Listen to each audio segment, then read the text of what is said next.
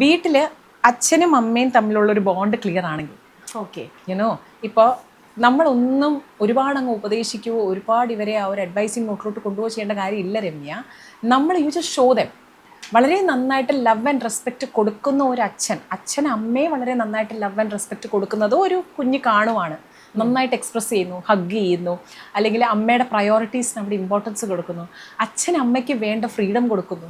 Freedom കൊടുക്കേണ്ട കാര്യമില്ല, already അത് വേണ്ട. പക്ഷെ എന്നാലും ഞാൻ പറയാണ്, വീട്ടിൽ അമ്മായിയമ്മമാരുടെയോ അല്ലെങ്കിൽ വേറെയുള്ള ആൾക്കാരുടെ വാക്കുകൾ കേട്ട് അമ്മയെ കൊത്തി നോവിക്കുന്നില്ല. ഇതൊക്കെ കാണുന്ന ഒരു കുഞ്ഞുങ്ങളാണ് എന്നുണ്ടെന്നുണ്ടെങ്കിൽ നമ്മളൊന്നും ചെയ്യണ്ട, ഓട്ടോമാറ്റിക്കലി ആ അച്ഛൻ്റെ നേച്ചറിലേക്ക് കുഞ്ഞു വന്നോളൂ. മനസ്സിലായോ? ഇപ്പം നേരെ മറിച്ച് അച്ഛൻ ഭയങ്കര അധികം ഡോമിനേറ്റ് ചെയ്യുന്നു, വളരെയധികം ബാഡ് വേർഡ്സ് യൂസ് ചെയ്യുന്നു.